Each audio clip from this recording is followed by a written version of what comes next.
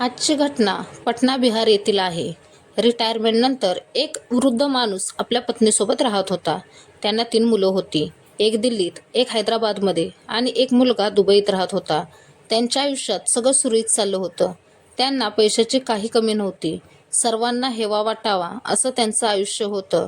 त्यांचा सुखी संसार चालू होता असं दिसत तर होतं. पण ते आजोबा आजारी पडतात. त्या आजारात त्यांना एकांगी होतो. त्यांना व्यवस्थित उठता बसता येत नव्हतं आणि आता त्यांची 65 वर्षाची जी बायको होती तिला सेक्सची सवय लागते. त्यासाठी ती 31 वर्षाच्या मुलाला घरी बोलवायची आणि त्यासाठी ती त्याला पेमेंट करायची. एक दिवस असं होतं की ज्याची कोणी कल्पनाही केली नसेल त्यातून एक नाही तर 2 हत्या होतात आणि या घटनाक्रमाचा जेव्हा खुलासा होतो तेव्हा लोकांचा त्यावर विश्वास बसत नाही. एका महिलेला तिच्या इतक्या वयात म्हणजे जिचं वय 65 वर्ष आणि तिच्या मुलापेक्षाही छोट्या वयाचं असलेल्या मुलाशी प्रेम होतं, जी त्याच्यासोबत आणि त्याच्या अनैतिक संबंधात सतत व्यस्त असायची. तिचं कोणत्याच गोष्टीकडे लक्ष नसायचं. आजची ही घटना बिहार प्रदेशातील पटना या शहरातील आहे. पाटण्यातील नेहरूनगर रोड नंबर 2 येथील आहे. येथे सुजाता नावाची महिला राहत होती, जिचं वय 65 वर्ष. त्यांचा नवरा 75 वर्षाचा आणि त्यांचं नाव होतं नागेंद्र कुमार श्रीवास्तव. ते रिटायर्ड अधिकारी होते. त्यांना 3 मुलं होती. एक मुलगा दिल्लीत राहायचा, एक मुलगा दुबईमध्ये, तर एक मुलगा हैदराबादमध्ये राहायचा. दुबईत राहणाऱ्या मुलाला आईवडिलांची काळजी वाटायची. तो सतत आपल्या आईवडिलांना फोन करून त्यांची विचारपूस करायचा, त्यांच्या तब्येतीबद्दल विचारायचा. त्याने 15 ऑक्टोबर 2024च्या दुपारी साधारण 12 वाजताच्या आसपास आपल्या आईला फोन केला, पण ती काही फोन उचलत नव्हती. त्याने एकदा फोन केला, दुसऱ्यांदा फोन केला, तिसऱ्यांदा केला, चौथ्यांदा केला, पण ती फोन उचलत नव्हती. त्याला आता काळजी वाटू लागते म्हणून तो वडिलांच्या फोनवर फोन लावतो, तर वडीलही फोन उचलत नाहीत. त्यांच्याशीही संपर्क होत नाही. तो आता विचारात पडतो की आता करायचं तर काय करायचं. तो विचार करतो आणि त्यांच्या घराच्या म्हणजे सुजाता निवासच्या पुढं एक अपार्टमेंट होतं, जानकी अपार्टमेंट. तिथं एक गार्ड होता. त्या गार्डचं नाव राम प्यारे यादव. तो राम प्यारे यादवला फोन करतो आणि म्हणतो की काय तुम्ही माझ्या वडिलांकडे फोन द्याल? त्यांच्याशी संपर्क होत नाही. मी केव्हापासून फोन करतोय. तो गार्ड म्हणतो मला थोडा वेळ द्या, मी त्यांच्याकडे फोन नेऊन देतो.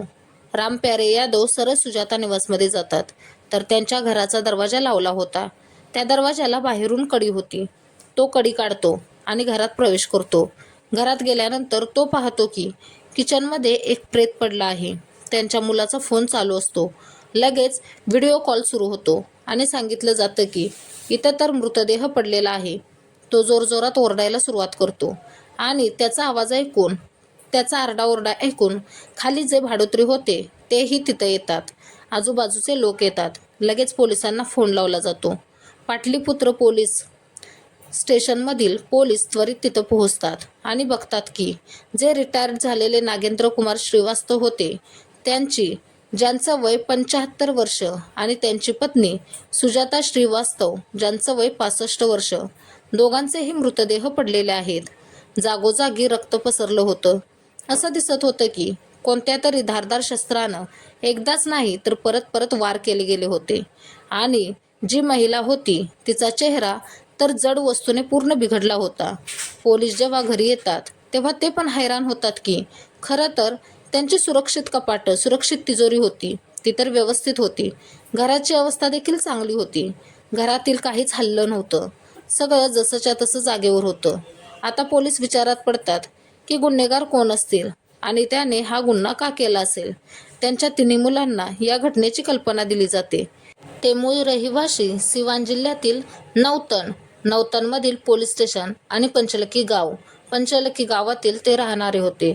त्यांच्या गावातील लोकांना बोलवलं जातं. त्यांच्याकडे चौकशी केली जाते, पण त्यांना याबद्दल काहीच माहिती नव्हतं. तिथं CCTV होते, ते चेक केले जातात, पण त्याच्यातही काही यश मिळत नाही. कोणताच CCTV असा मिळाला नाही की ज्याच्या आधारावर माहिती पडेल की आरोपी कोण होता, गुन्हा कोणी केला. त्यांचे कॉल डिटेल्स काढले जातात की जेणेकरून त्यातून काही माहिती मिळेल आणि हे बघण्यासाठी की वेगळं काही प्रकरण तर नाही, त्यांचा कोणाशी वाद तर नाही. जेव्हा मुलं येतात तेव्हा मुलांना देखील विचारलं जातं त्यांचा कोणावर संशय आहे का, किंवा कोणी हा गुन्हा केला असेल तर त्याची काही कल्पना आहे का, पण काहीच पुरावा मिळत नाही. 15 ऑक्टोबरच्या साधारण 2 वाजता ही घटना घडली होती. दुपारी पोलिसांना माहिती पडतं. फॉरेन्सिक टीमला बोलावलं जातं. फॉरेन्सिक टीम बारीक-सारीक गोष्टींचे, एका गोष्टींचे बारकाईने निरीक्षण करते, पण काहीच मिळत नाही. तेव्हाच एक व्यक्ती येतो आणि म्हणतो, "सर, एका 11 सेकंदाची CCTV फुटेज आहे. होऊ शकतं की त्यातून तुम्हाला काही क्लू मिळेल. त्याच्यातून तुम्हाला काही ना काही मदत मिळेल." आता पोलिसांनी 11 सेकंदाची रेकॉर्डिंग बघितली. त्यात एक व्यक्ती घराच्या दिशेने येत असताना दिसत होता. तो बाईकवर होता. त्याच्या कपड्यांची तर ओळख पटत होती की ते कोणत्या कलरचे आहेत, पण त्याची ओळख पटत नव्हती की तो कोण आहे. पोलिसांजवळ ह्याच्याशिवाय काही रस्ता नव्हता, काही पर्याय नव्हता. आपण असं म्हणू शकतो की ही आंधळी हत्या होती, कारण ही हत्या कोणी केली आणि का केली याची कोणालाही थोडीशीही कल्पना नव्हती आणि काही पुरावेही मिळत नव्हते. पूर्ण पाटणा शहर हेच बघण्याच्या उत्सुकतेत होतं की ही हत्या, हा डबल मर्डर कोणी केला असेल. नातेवाईक, त्यांची 3 मुलं, दुबईवाला, हैदराबादवाला आणि दिल्लीवाला यांनाही हे जाणून घ्यायचं होतं की ही हत्या कशी झाली, का झाली.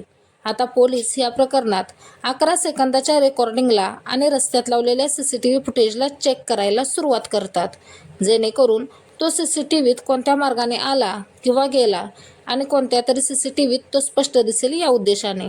सर्व CCTV चेक करतात. त्याच्या शर्टच्या कलरवरून त्या बाईकवरील मुलाला ओळखण्याचा प्रयत्न होतो आणि तेव्हा माहिती पडतं की त्याचं नाव अमित कुमार उर्फ टिंकू आहे. राजीवनगरमधील रस्ता नंबर 27 मध्ये तो राहत होता आणि नेहरू नगरमध्ये त्याचे किराणा दुकान होते.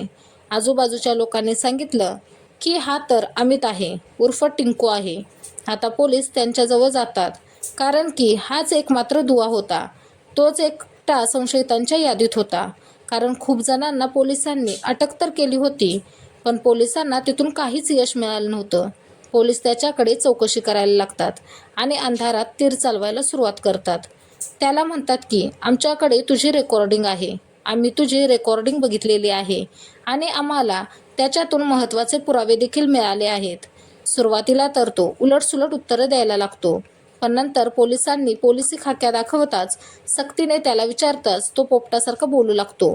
त्याने सांगायला सुरुवात केली की खरं तर मी नेहमीच त्या आंटीशी बोलायचो. त्या मुलाचं वय साधारण 31 वर्षाचं होतं आणि आंटीचं वय 65 वर्ष. जवळजवळ आंटी अमित कुमारपेक्षा दुप्पट वयाच्या होत्या. आंटीला 3 मुलं होती. तिघंही बाहेरगावी होती. त्या नवऱ्यासोबत राहायच्या, पण नवरा आजारी पडतो. त्या आजारामुळे तो उठू शकत नव्हता, बसू शकत नव्हता, चालू शकत नव्हता. त्यामुळे ते नेहमी आराम करायचे.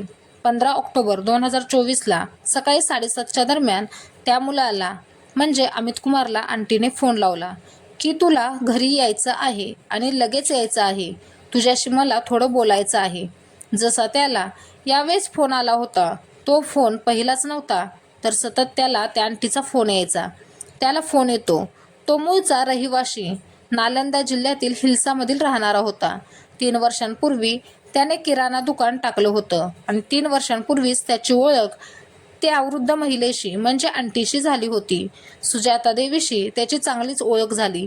तो नेहमीच त्यांच्या घरी यायचा आणि त्यांच्या मुलासारखी त्यांची काळजी घ्यायचा आणि तो नेहमीच यायचा, मदत करायचा आणि निघून जायचा. त्यानं हे सांगण्याचा प्रयत्न केला, पण पोलीस त्याला म्हणाले की आम्हाला पुढची माहिती हवी आहे. पुढं काय झालं, काय नाही, त्यानं पुढं सांगायला सुरुवात केली.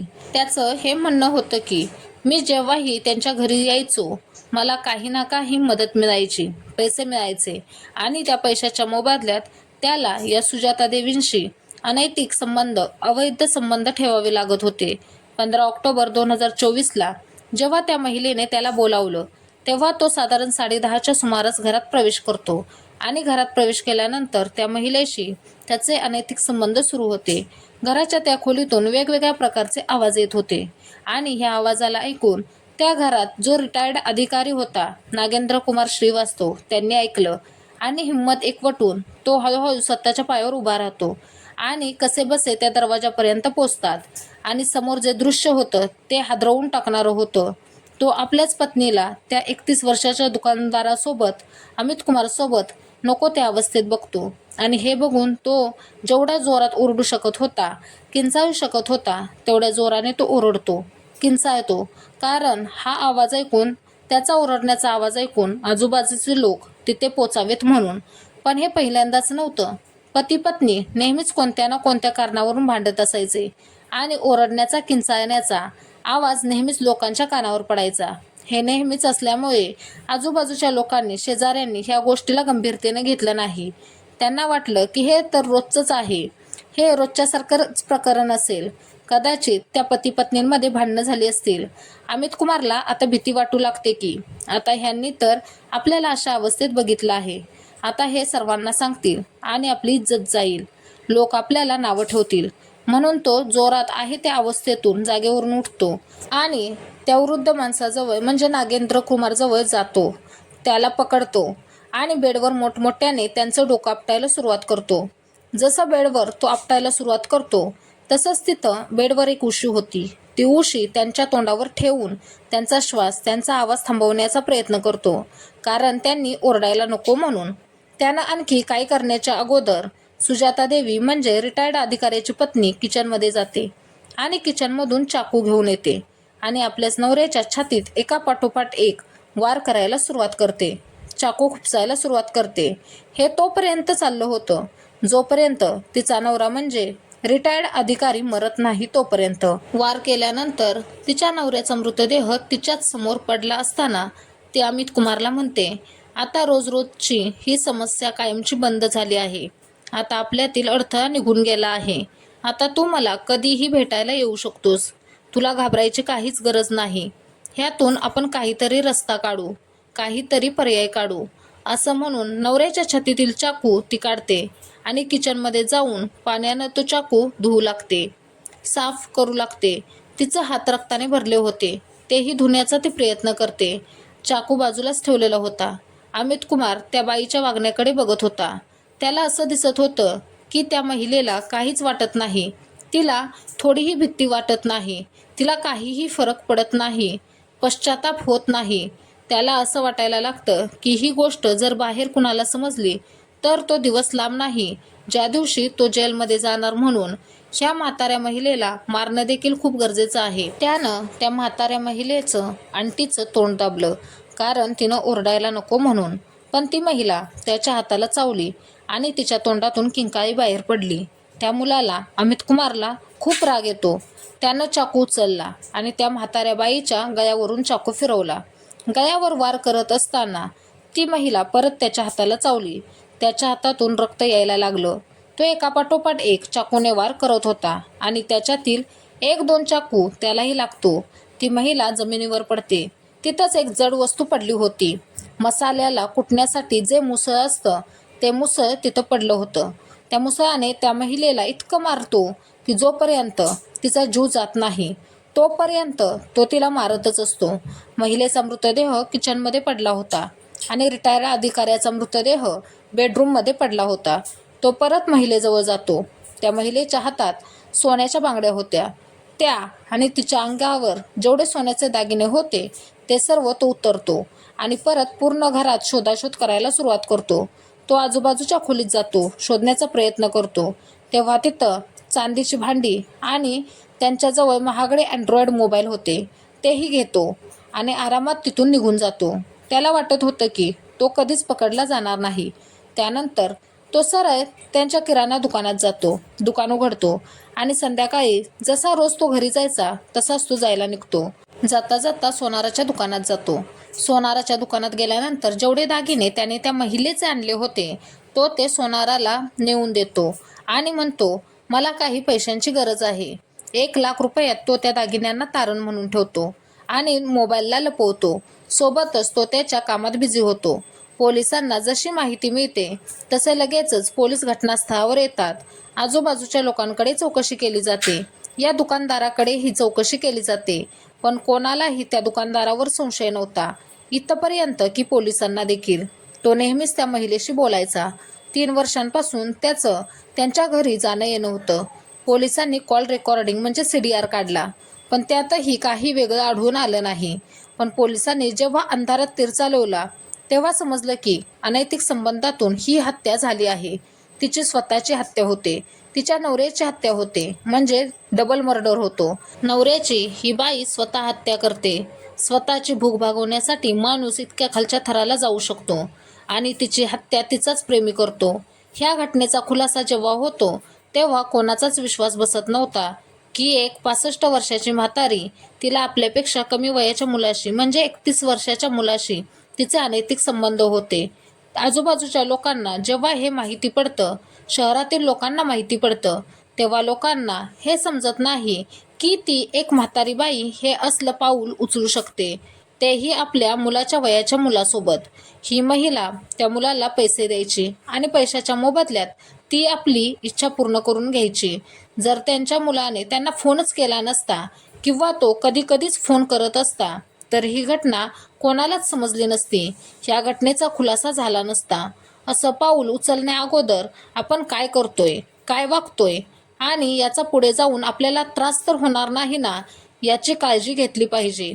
ही घटना सांगताना कोणालाही दुखावण्याचा किंवा त्रास देण्याचा हेतू नाही, तर तुम्हाला जागरूक करणं आणि सतर्क करणं हाच यामागचा उद्देश आहे.